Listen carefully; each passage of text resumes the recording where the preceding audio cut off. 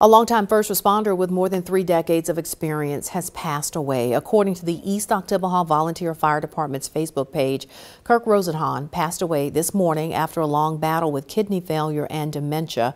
In 1988, Rosenhan became the fire services coordinator for Oktibbeha County. He retired from that role in 2020. Arrangements for his services have not yet been made.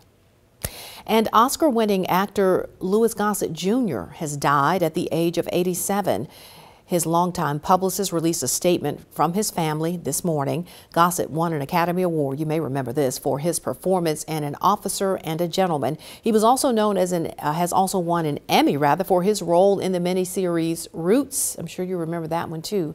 The statement did not reveal his cause of death, but early in 2010, Gossett announced that he had prostate cancer.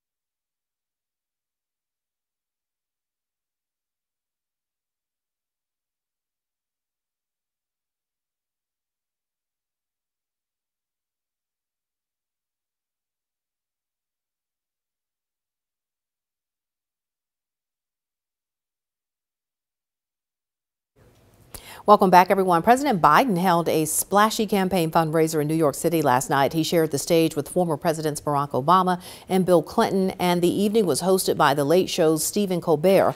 Former President Donald Trump was not far away visiting the family of a police officer killed in the line of duty. Caitlin Huey Burns is covering the campaign and brings us the very latest now. We got 3 presidents in the building tonight. Inside Radio City Music Hall, a star-studded fundraiser for President Biden's re-election campaign. My question to you, sir, can voters trust a presidential candidate who has not won a single Trump International Golf Club trophy? I told him this before when he came into the Oval, before he got sworn in.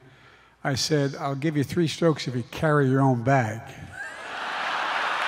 The event, headlined by former presidents Barack Obama and Bill Clinton, brought in, according to the campaign, a record $26 million. Cash Biden will need as he trails former President Donald Trump in many general election polls. But as the presidents arrived, so too did protesters in opposition to the administration's handling of the war in Gaza, a major issue with a key voting bloc. Despite President Biden's low approval rating, his campaign has $71 million in the bank, compared to the Trump campaign's nearly $34 million. Trump's legal troubles have been draining resources. A super PAC supporting him has spent $8.5 million on legal fees so far this year, including $5.5 million just last month. Meanwhile, Trump was also in New York to attend the wake of fallen NYPD officer Jonathan Diller, who was fatally shot Monday during a traffic stop, a visit made to send a campaign message. We have to stop it. We have to get back to law and order. We have to do a lot of things differently because this is not working. This is happening too often. Trump plans a fundraiser of his own next week, just a couple of days after he's due to post the $175 million bond in a civil fraud case. He'll also be back in New York in just 2 weeks when his criminal trial is set to begin. Caitlin Huey-Burns, CBS News, New York. Easter is this Sunday, and I'll have your Easter forecast coming up after the break.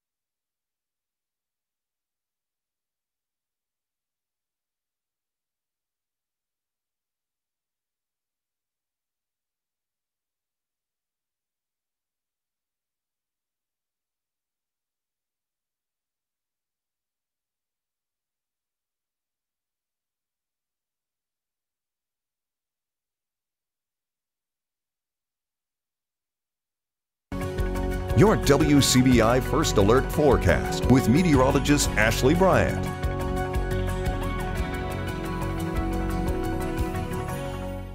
Past couple days, we've had a high pressure system keeping conditions clear, but we've seen it push off toward east and southeast throughout our Friday, and that's allowing for a little bit more of a couple of passing clouds to begin working their way in and across Mississippi from our west and southwest. Continuing overnight tonight, we'll see a few more clouds pushing in for our Saturday morning, but it'll be in and out with that cloud coverage, not enough to block the sun that we are all very excited to see this weekend. But as we go into Sunday, we may fill in that cloud coverage a little bit more as we approach our next work week. Temperatures out there right now, if you're heading outdoors, still very warm, looking at mostly middle to upper 70s, 75 degrees in Columbus and Aberdeen, 74, West Point, Tupelo and Vernon, Alabama, Starkville and Macon at 73, Louisville at 77, Oxford also at 73 right now. As we go through the rest of the night, falling out of the 70s through the 60s, through the 50s, heading towards the upper 40s. So a little bit warmer tonight compared to the past couple of nights.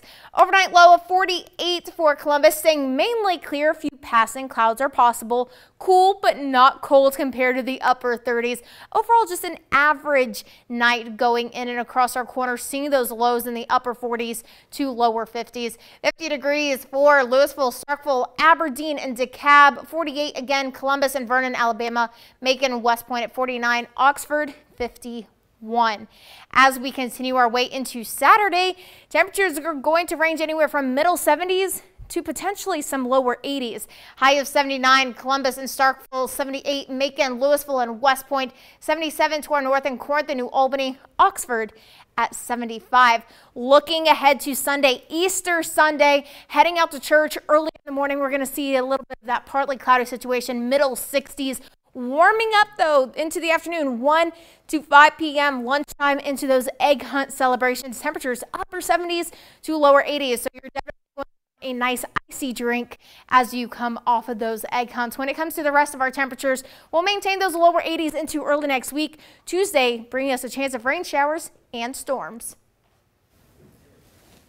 A makeover 5 years in the making to a historic home in Clay County is now complete. Waverly Mansion's newest owners have been breathing life into this home. Charlie and Dana Stevenson are originally from Meridian. They later moved to Oklahoma, but decided to return to Mississippi and plant their roots in Clay County. The couple bought this home, which is a historic landmark, and restored the roof, plaster, and added air and heating. They also added bathrooms to existing rooms and added 2 casual living spaces onto the home to keep its historic integrity.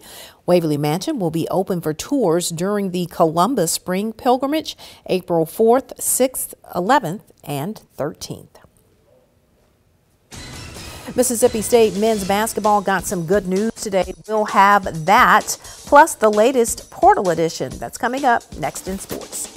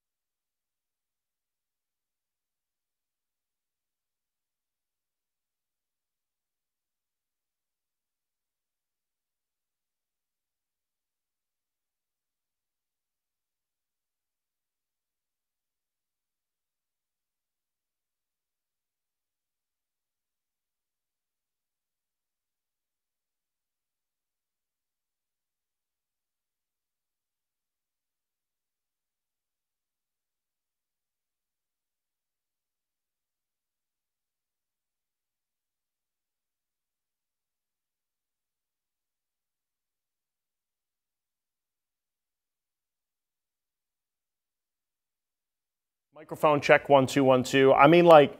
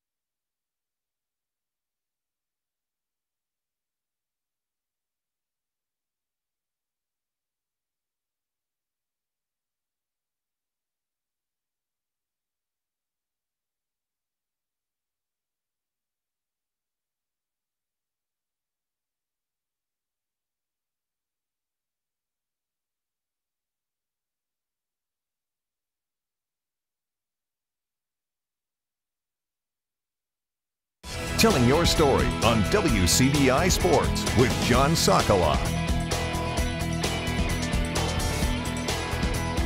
Mississippi State men's basketball received some good news Friday, headlined by forward Cam Matthews announcing that he will return next season.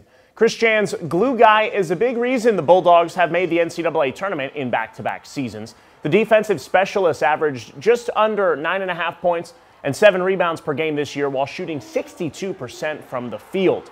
Next season will be Matthews' final year of eligibility.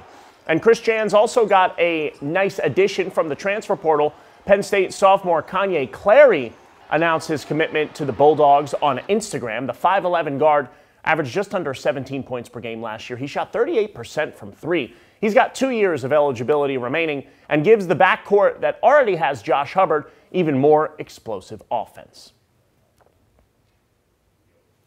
In Pete Golding's first year as the Ole Miss defensive coordinator, the Rebs won 11 games for the first time in program history. As he enters year 2, the Ole Miss preseason hype is through the roof. Rebels defensive back John Sanders Jr. weighed in on what makes Golding special.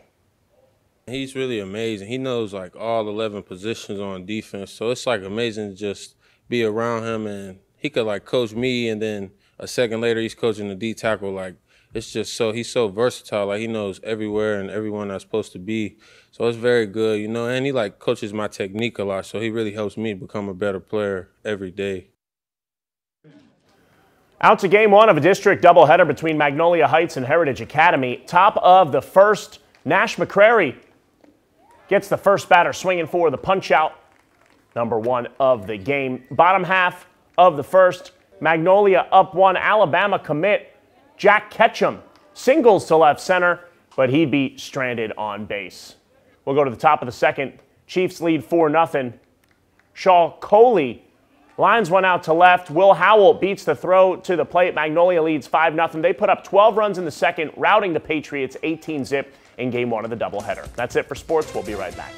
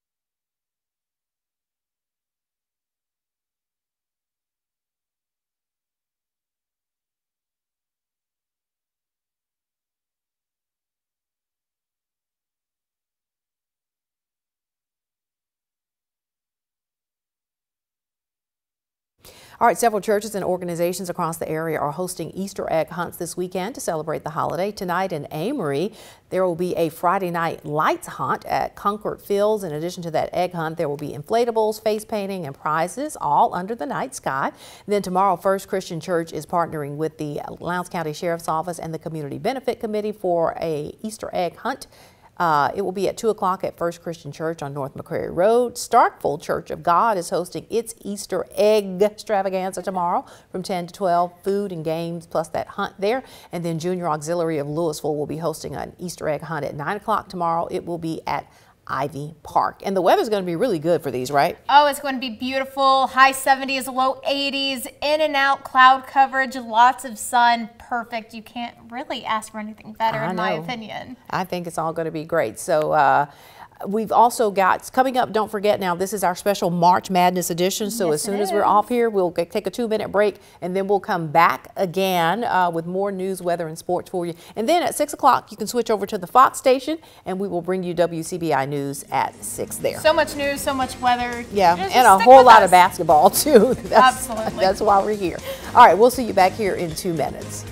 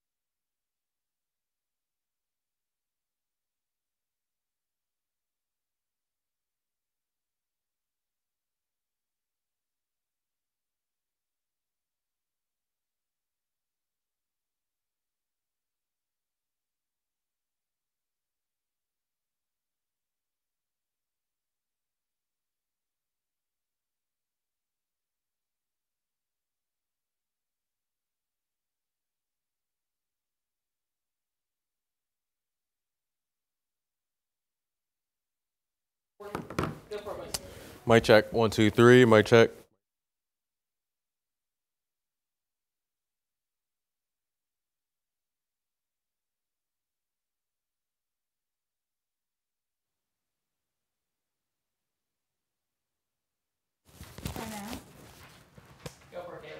Okay. Mic check, 1, 2, 3, mic check, 1, 2, 3.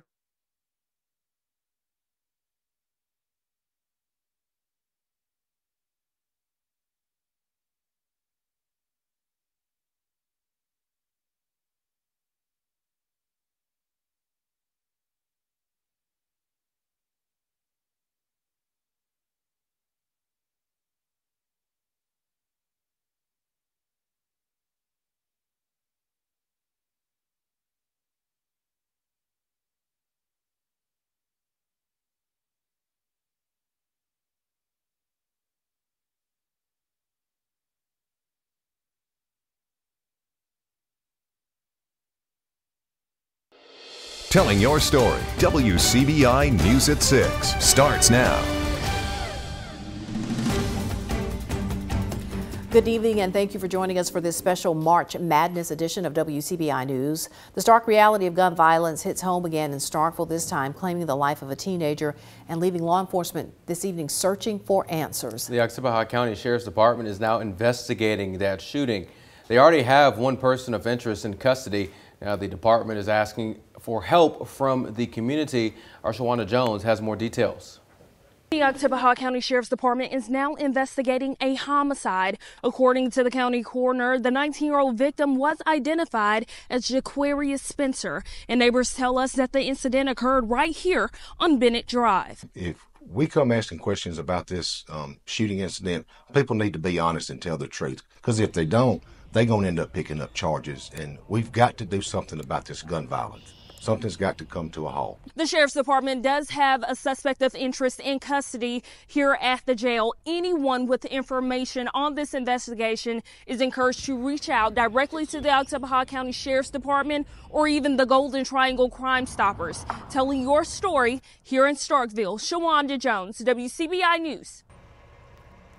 The person of interest has not been charged with a crime yet, and the investigation is still ongoing.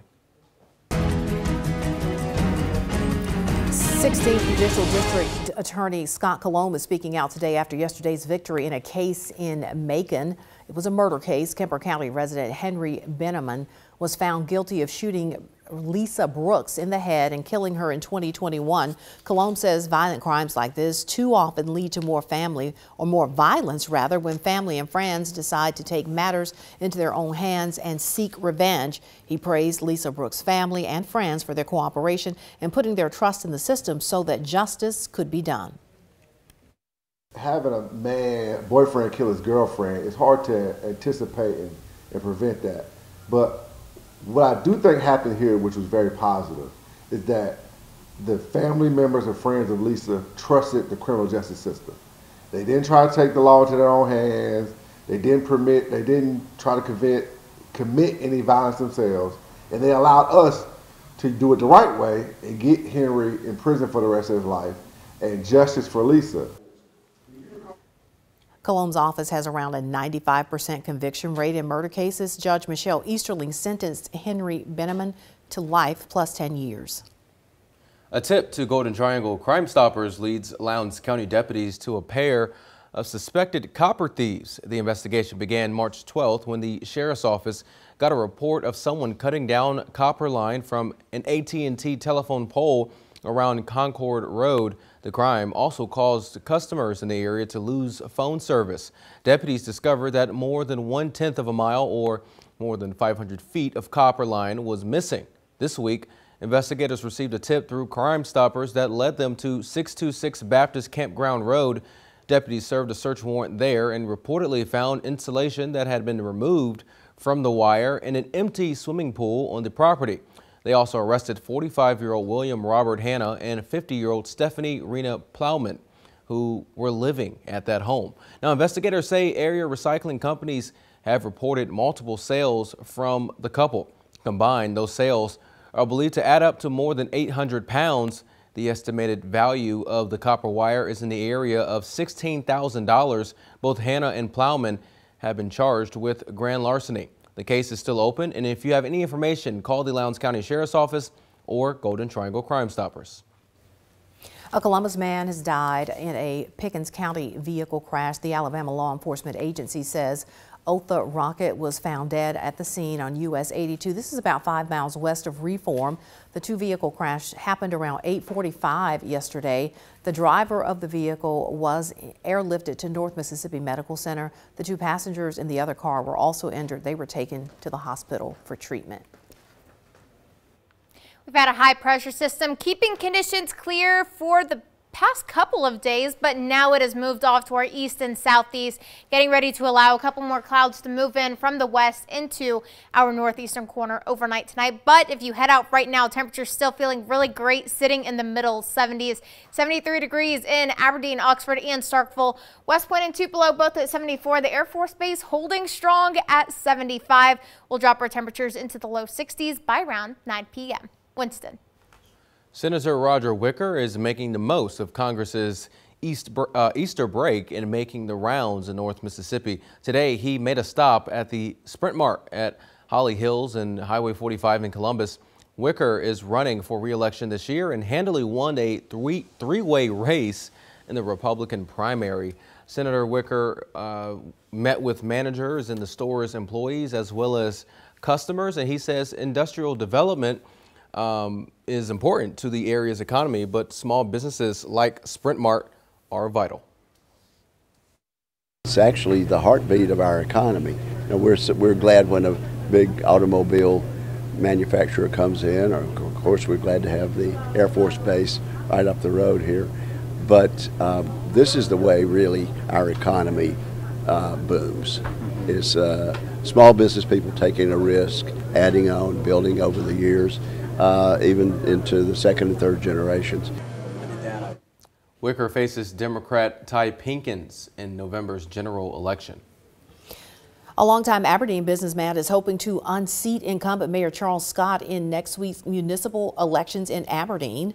Dwight Stevens says it's time for new leadership in Aberdeen, and he sat down with Allie Martin to share his vision for the city.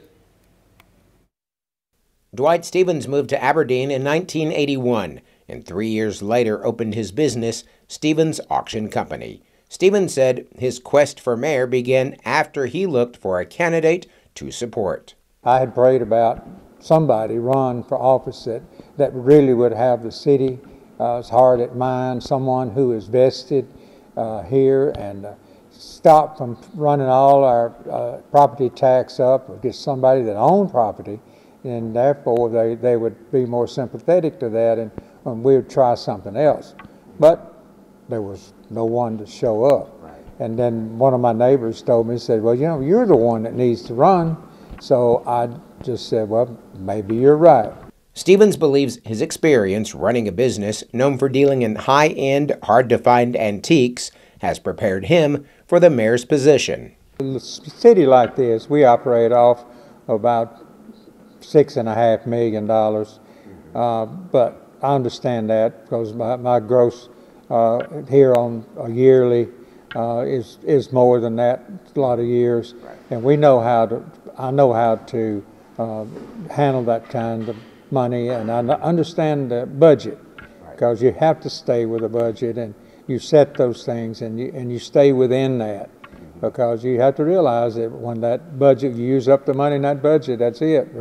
But we want to create more money for it, and then we want to seek more grants. Stevens is also known for his work restoring old downtown storefronts and homes. He started the nonprofit Save Aberdeen Landmarks to preserve historic buildings and residences. We started with the M&O Railroad Depot, and it was almost on the ground. Then we had the Kimball Bakery building, and we'd been begging for it a long time, and then it collapsed, and then the owner said, well, I believe I won't give it to you. So we had to start from right there. I tried every avenue, and I found out the best way to do it. I just went over to the bank and signed a note for $260,000, and then we built it back. But now we have 3 apartments upstairs that we rent and 2 businesses downstairs. As mayor, Stevens says he would continue to promote downtown revitalization and work to recruit industry. Then there's possibility that we can get a new factory, a new plant, or something that people are looking for, a well-organized town. And we have a park out there, industrial park, with nothing in it, and we just need to seek that, and I want to see our city grow. Stevens says he will work hard for every vote through Election Day. Telling your story in Aberdeen, Allie Martin, WCBI News. And polls will be open Tuesday from 7 a.m. until 7 p.m. with no Republican in the mayor's race. Whoever wins Tuesday will be the next mayor of Aberdeen. An all-female disaster relief group has wrapped up work in Monroe County helping victims of last year's tornado. Sister Corps brought 45 volunteers from across the nation to help homeowners in Monroe County who are still in need of help and repairs 1 year after the tornado. The volunteers performed drywall work, they helped build decks, they also helped with any other work that was needed. Sister Corps began in 2017 when volunteers helped victims of Hurricane Harvey in Texas. A longtime first responder with over 3 decades of experience passed away. According to the East Oktibbeha Volunteer Fire Department's Facebook page, Kirk Rosenhan passed away this morning after a long battle with kidney failure and dementia. In 1988, Rosenhan became the first services coordinator for Oktibbeha County. He retired from the role in 2020. Arrangements for his service have not been made at this time.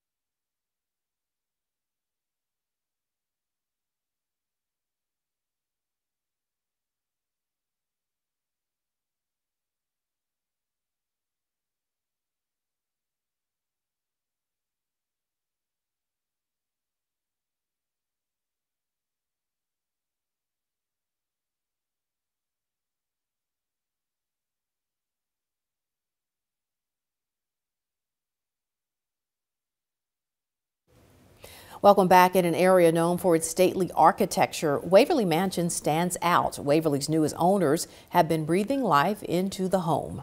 The historic home has been undergoing a restoration over the last 5 years, and Caitlin Yateman went on the tour and joins us in the studio with more. Caitlin? Winston, Waverly Mansion has seen much of the state and country's history in the past 170 years. I spoke with Charlie and Dana Stevenson about preserving the home for the future. I love living here. It's quiet, it's peaceful. In most places, if you've lived in a home for 5 or so years, you're considered to be established. But when that home is an 170-year-old landmark, like Waverly Mansion, you still count as the new owners. Charlie and Dana Stevenson were originally from Meridian. They later moved to Oklahoma, but they decided to return to Mississippi and plant their roots in Clay County. We decided to move back. We decided to buy a home instead of a kind of a weekend condo, and realtor told us about Waverly, and we like older homes and projects, and we bought quite a project. So, We sure did. But we've enjoyed the restoration, and now we live here full time, and it's just a wonderful place to live. This wasn't just any fixer-upper. The home is a historic landmark and in desperate need of restoration. The Stevensons restored the roof, plaster, and added central air and heating. They also added bathrooms to existing rooms and added 2 casual living spaces onto the home to keep the historic integrity of the original space. They wanted to restore the home for future families. It is unique. It's on the National Register. The architecture is very unique for the Southeast and for the United States, for that matter. And these homes have got a place in our history, and they do require a lot of time and maintenance. And we just wanted to do some things to restore it long term, and when Dana and I are ready to move to a different place or move on, then we wanted it to be attractive to perhaps a younger family with kids that could really enjoy, you know, the entire experience here. Now they're ready to show it off. The home will be open for public tours during this year's Columbus Spring Pilgrimage. Dick Like of Historic Home Tours hopes people enjoy seeing the historic architecture the area has to offer. What I hope they glean from it is they appreciate the ability to walk through these homes much like you would have when the house was brand new. And you can sit here and experience a 170-year-old house and how it's weathered all these years and what it has to even offer today. The Stevensons said they love living in Waverly and being surrounded by so much history. This house has been here for over 170 years, and so many things have happened here that impacted the history of the state and the United States. And so you kind of have to stop every once in a while and think about where you're living and just being a part of it. Waverly Mansion will be open for pilgrimage April 4th, 6th, 11th, and 13th. You can buy tickets online or at the Columbus Visitor Center. Sunday is Easter, and I'll have your Easter forecast coming up after the break.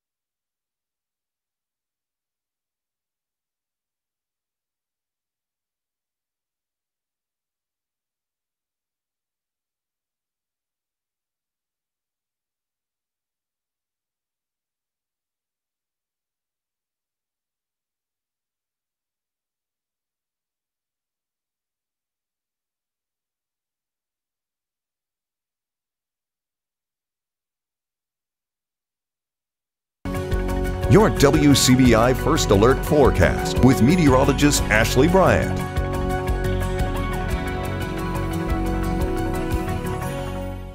Past couple days, we've had a high pressure system work its way in, keeping conditions clear, but today that high pressure system moved off to our east and southeast, now allowing us to see a couple of passing clouds as we finish off our Friday. A lot of that cloud coverage coming in from the west and southwest.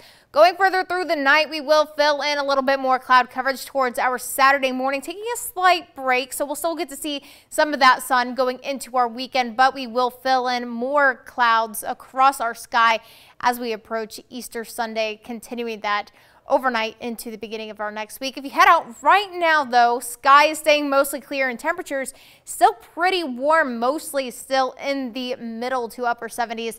75 in Columbus, 73 Starkville, Macon, and Aberdeen, 74 West Point and Vernon, 73 in Oxford, but we're 77 in Houston, Louisville, and Coffeyville, being some of the warmest places in our viewing area at the moment. We'll drop temperatures as we go through the night, through the 60s, through the 50s, getting as far down as the upper 40s. Looking at overnight lows in the upper 40s there, around 48 degrees. Staying mainly clear. A few passing clouds obviously will be possible coming in from the west and southwest. Cool but not cold. We're not falling into the upper 30s. Just an overnight temperature right around average in the upper 40s to lower 50s for our quarter. 49 overnight low, Macon and West Point 50, Louisville, Starkville, and Aberdeen.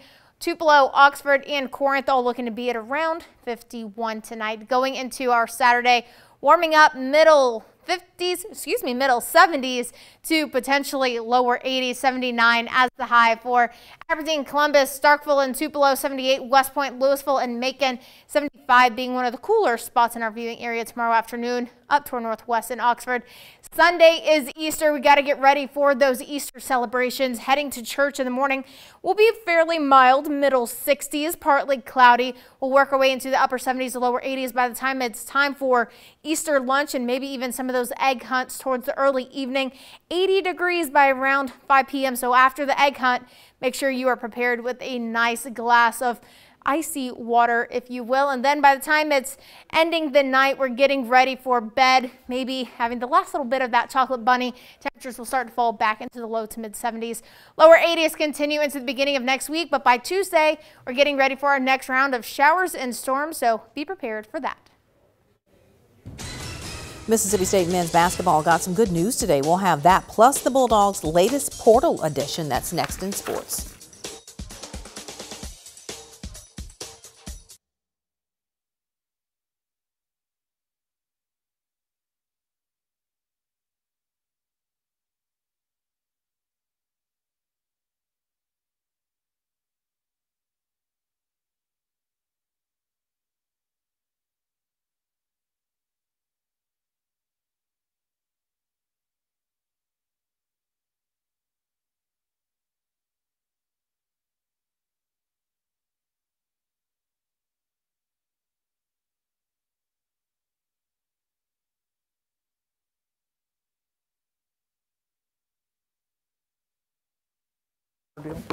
Thank you. No, you're good. Microphone check, 1 2 1 2. Mic check. Mic.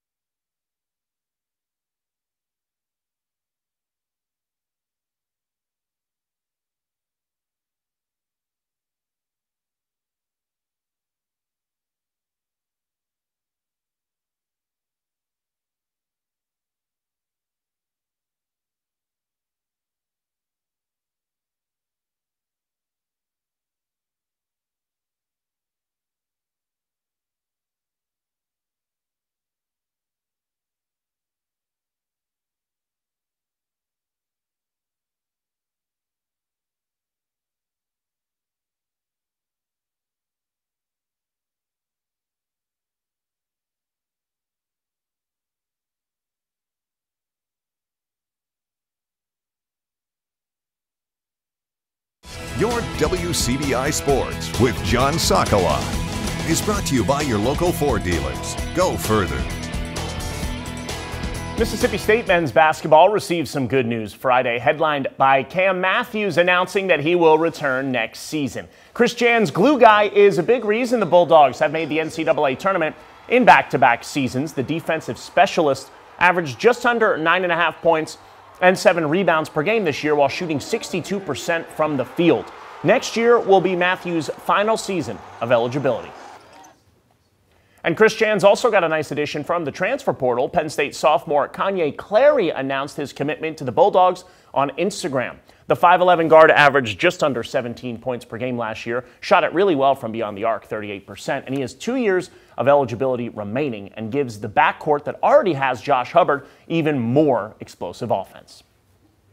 In Pete Golding's first year as the Ole Miss defensive coordinator, the Rebs won 11 games for the first time in program history. As he enters year 2, the Ole Miss preseason hype is through the roof. Rebels defensive back John Saunders Jr. weighed in on what makes Golding special.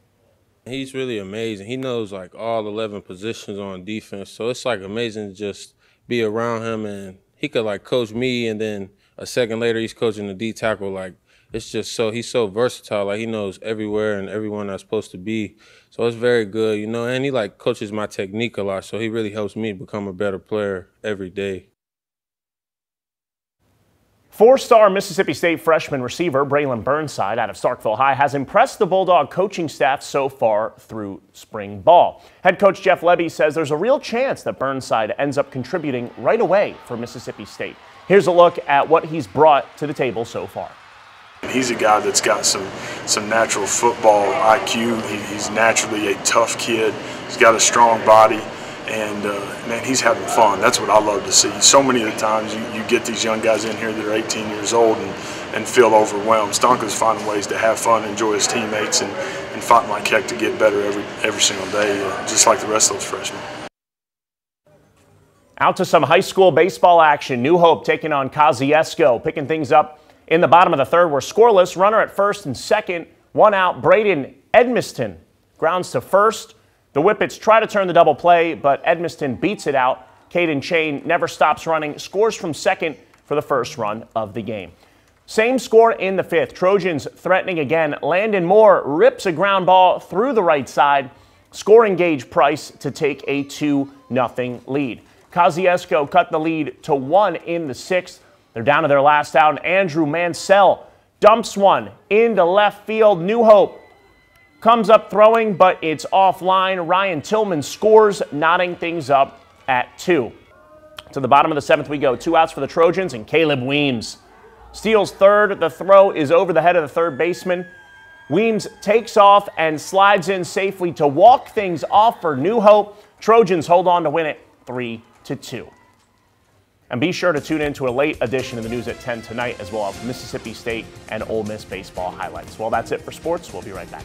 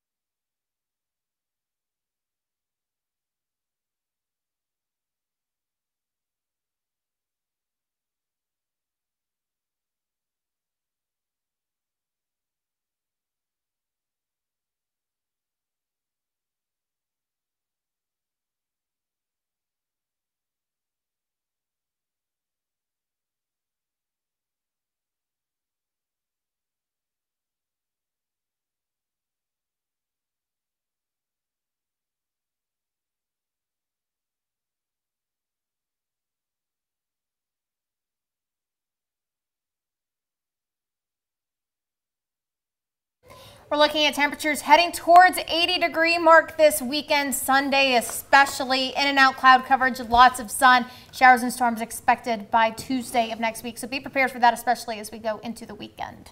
All right, before we switch over to Fox for our 6 o'clock show, we have to say this is our last, kind of next to the last show. This 6 o'clock show will be the last show with the three of us. Today is my last day here at WCBI, so we have the 6 o'clock, then we have the 9 and the late show tonight. So I'm looking forward to, ending it on a great note. And you're heading where?